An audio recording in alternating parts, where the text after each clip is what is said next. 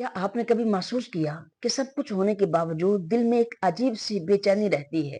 कामों में उकताहट और दिल नहीं लगता, इबादत बोझ महसूस होती है और सब कुछ दौलत, शोहरत, इज्जत, बंगला, गाड़ी, सब कुछ है दुनिया की चीज़ें मेरे पास, लेकिन मेरे दिल के अंदर उदासी है और मेरी रूह बेचैन है। आखिर इसकी वजह क्या है? आज हम आपके सामने बयान करते हैं।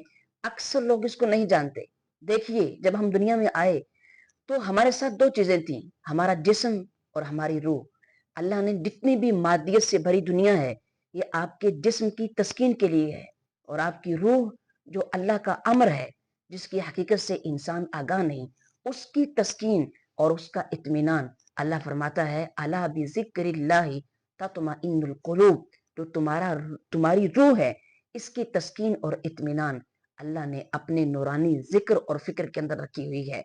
आप देखते हैं कुरान पढ़िए, जब अल्लाह के नबी हजरत यूनुस अलैहिस्सलाम, मछली के पेट, अंधेरा ही अंधेरा है, परेशानी और घुटन का माहौल है, उसका इलाज उनके पास क्या आया? उन्होंने अल्लाह को याद किया और उन्होंने कहा ला इलाहा इल्ला अंता, कुछ नहीं है मालिक तू ही तू है, सुबहानक, तेरी जात पाक है।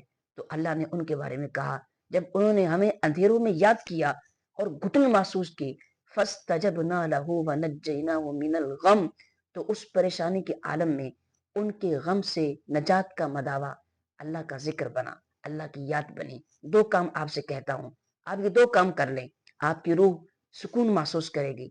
अल्लाह के हुकूक, जिसके अंदर सबसे अफजल हक कलिमा तय्यबा के बाद 5 वक्त की नमाज है, और उसके बाद बैठ जाएं और अल्लाह ताला का जिक्र करें, तस्बीह, इस्तिगफार, और 5 मिनट बैठकर आप कुरान की तिलावत कर लें। और उसके बाद जब रात का वक्त आए, आज के सारे दिन के अंदर जो किया है उसका मुहासबा करें, तन्हाई में बैठे, कोई आपको देखने वाला ना हो, कुछ अल्लाह से बातें करें, कुछ उससे दुआएं करें और फिर